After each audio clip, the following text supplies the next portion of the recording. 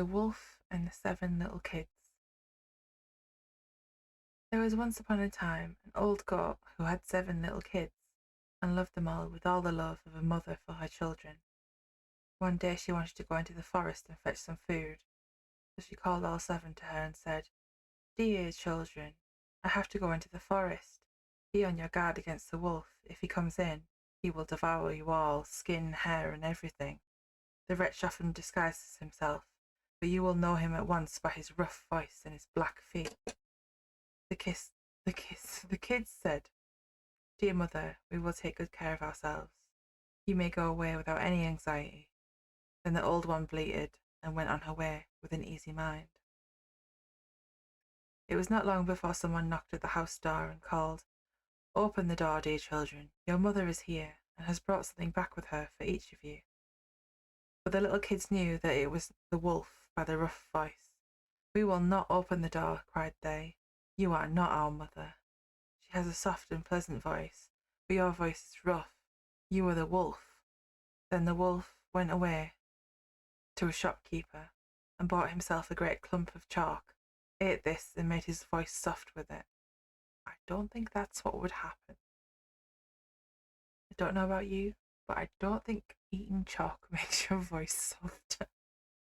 It will help if you've got indigestion. That's what a lot of indigestion medicine is made of. I was put off track by eating chalk. Num num num, chalk. Then he came back, knocked at the door of the house and called, "Open the door, dear children. Your mother is here and has brought something back with her for each of you." But the wolf had laid his black paws against the window, and the children saw them and cried, "We will not open the door. Our mother has not black feet like you. You are the wolf."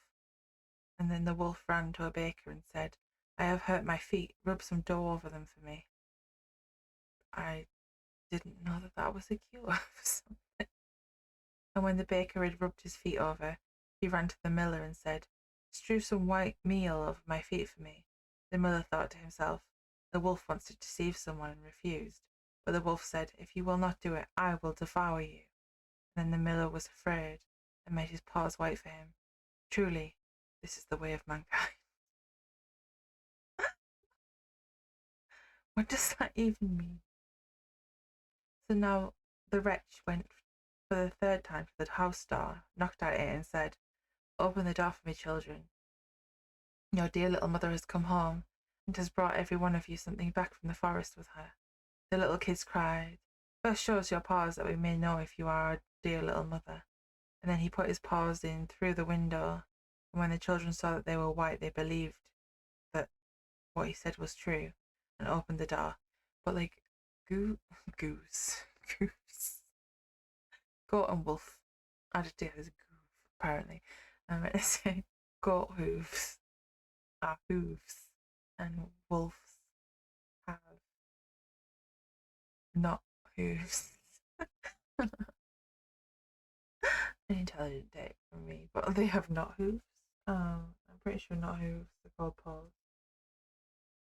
They do not look alike, even if they are covered in what sounds like bread or bread feet. But who should come in but the wolf? They were terrified and wanted to hide themselves. One sprang under the table, the second into the bed, the third into the stove. Not a good choice. The fourth into the kitchen, the fifth into the cupboard, the sixth under the washing bowl, and the seventh into the clock case. You want a hide and seek pro tip from me, the person who was never found, is to hide in the bath. No one ever looks in the bathroom.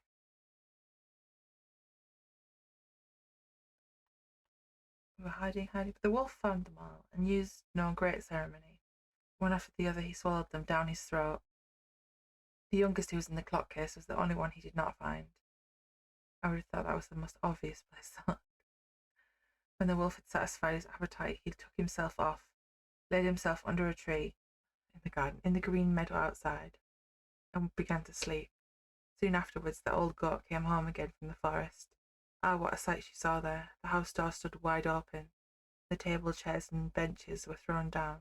The washing bowl lay broken to pieces, and the quilts and pillows were pulled off the bed. She sought her children, but they were nowhere to be found. She called them one after another by name, but no one answered. At last, when she came to the youngest, a soft voice cried, "Dear mother, I am in the clock case." She took the kid out and told her that the wolf had come and eaten all the others. Then you may imagine how she wept over her poor children. At length, in her grief, she went out and the youngest kid ran with her. And when they came to the meadow, there lay the wolf by the tree and snored so loud that the branches shook.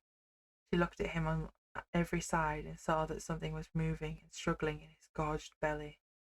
"Ah, heavens," she said, "is it possible that my poor children, whom he has swallowed down for his supper, can still be alive?" And then the kid had to run home and fetch scissors and a needle and thread, and the goat cut open the monster's stomach. How does a goat use scissors? The visual.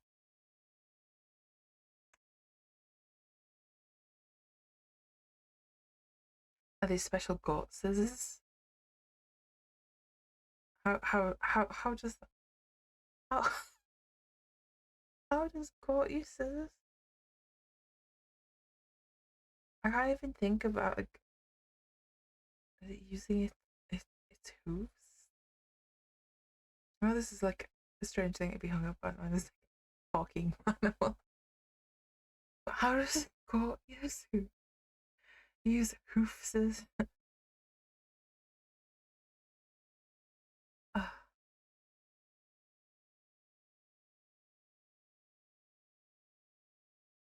And hardly had she made one cut, then one little kid thrust its head out, and when she had cut further, all six sprang out one after the other, and they were all still alive and had suffered no injury whatsoever.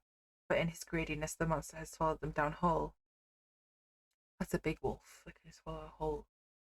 Even a baby got a whole goat whole. Six of them. What rejoicing there was!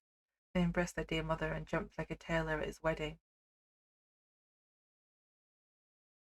The mother, however, said, "Now go and look for some big stones, and we will fill the wicked beast's stomach with them while he is still asleep."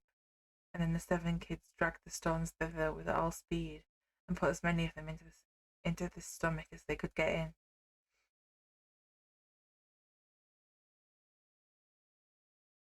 And the mother sewed him up again in the greatest haste, so that he was not aware of anything, and never once stirred.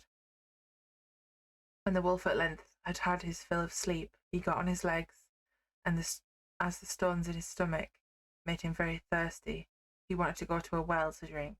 But when he began to walk and to move about, the stones in his stomach knocked against each other and rattled. Then cried he, "What rumbles and tumbles against my poor bones? I thought 'twas six kids, but it feels like big stones." And when he got to the well and stooped over the water to drink, the heavy stones made him fall in, and he drowned miserably. And when the kids saw that, they came running to the spot and cried aloud, "The wolf is dead! The wolf is dead!" and danced for joy around the well with their mother. Ah, such a lovely this this story and Little Red Riding Hood seem to have like crossed over at some point.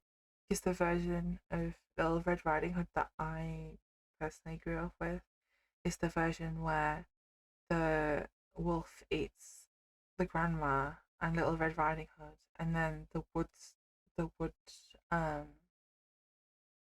want to say woodsmith. That's not a word. The woodsman. That's the word I'm looking for. The woodsman comes in with an axe and cuts open the wolf's stomach, and gets Little Red Riding Hood and her grandma out, and then they fill the wolf's stomach with stones, and they sew him up, and then he goes to drink from a well because he's so thirsty, and then they push him in, and he drowns, which is a great, a great version for a child.